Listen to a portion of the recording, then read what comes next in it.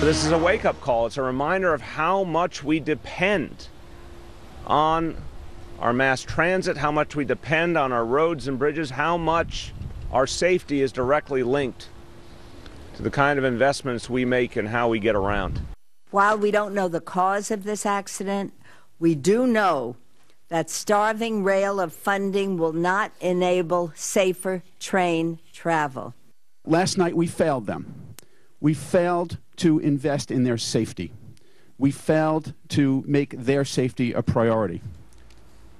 What do you think?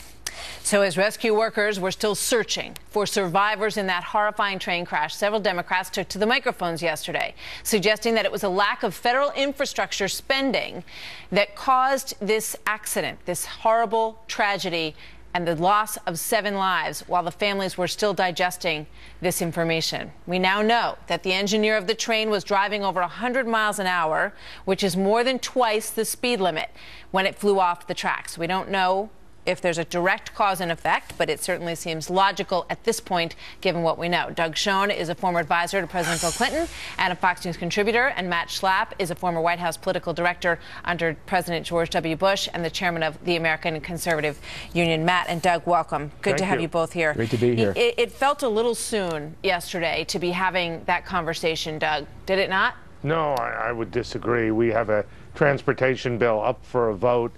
We've learned this morning that if there had been positive train control technology on the curve the train was going around, some of those lives might, and I underscore might, have been saved. There certainly was, as you suggested, human error, tragic human error. But Martha, we have to invest in our infrastructure, and if it takes a tragedy to stimulate it, so be it. Matt, what do you think? Hi, shame on these Democrats who took to the floor and went to the mics and made these statements. The fact is they shouldn't blame the American taxpayer who's poured billions of dollars into Amtrak. The fact is this is probably, you know, we don't know the results of what the findings will show us, but it's most likely human error. There is no amount of upgrades on trains that can prevent a train from being safe when it's double the rate of speed going over 100 miles an hour around a turn. There's nothing you can do physically to change that, and this is a terrible tragedy. To make politics out of it is really shameful. But Doug is saying that the technology that's been discussed might actually have put the brakes on because that train was going too fast. I have talked to people who understand Amtrak well, and they all tell me that it comes down to this in a train. The engineer and his backup is the conductor. And it's their job to make sure that things like this don't happen. And both of them, it looks like, failed to do their job. And that's what we're going to find out of this investigation. You know, when you look, Doug, at the technology that exists in the private sector, and cars that, you know, pretty soon will be driving themselves and parking themselves, and you look at the success of technology in the private sector in many ways, and then you look at this and people say, you know, billions of dollars brought into Amtrak, and now there's another bill. The president wants $2.45 billion to redo the signals in the tracks and everything. We have absolutely, let's put up this number, record federal tax revenues. Piece in the Wall Street Journal yesterday pointing out that we have never taken more money from the American people ever in the history of this country.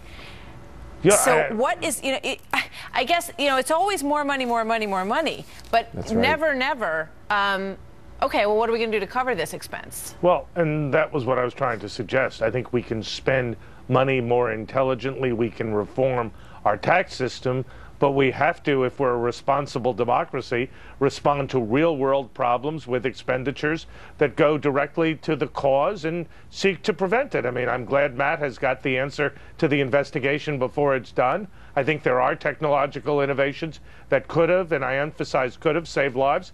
But Martha, I just don't think we say, well, we've spent so much money we can't upgrade a crumbling infrastructure. And if money was spent badly in the past, doesn't mean it can't be expended. Well, Matt, to that point, you know, you go anywhere in this country, and it does look like it's falling apart, frankly. The bridges look like they're in terrible shape. The highways are in terrible shape. We talk about it all the time, the jobs that would be created by infrastructure. The president has talked about it for years. But, you know, why don't we see the results of it? Why isn't it happening? Because we do need to fix a lot of stuff in this country.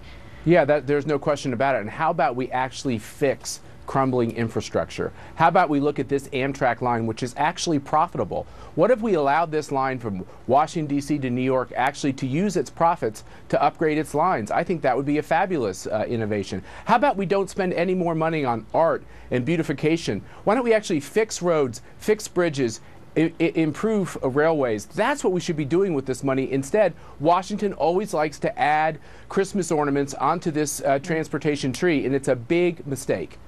Doug? I guess I've looked at the transportation bill. It doesn't look to me like a Christmas ornament, and I'm all for spending on infrastructure, but I'm all for Matt actually being the advocate for the Republican Party going to the presidential election.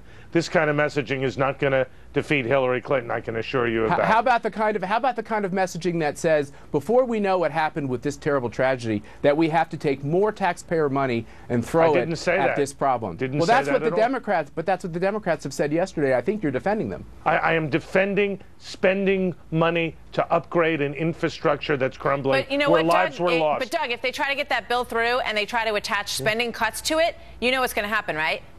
Hopefully we'll save lives, Martha. But they will not get any bill through that has hanging on its neck that it needs to cut commensurate spending. That's the Republicans' problem, correct? Not the Democrats. We'll see. Actually, yeah, Go ahead, I Matt. disagree. One more thought. If the Democrats are going to run after Obamacare on growing and growing and growing the size of government, eventually the politics of that will turn on your party. Matt. Fixing the infrastructure. All right. A good issue. At what cost? Thank you very much, you guys. Good to have you both here today. Thank you. Great to be here.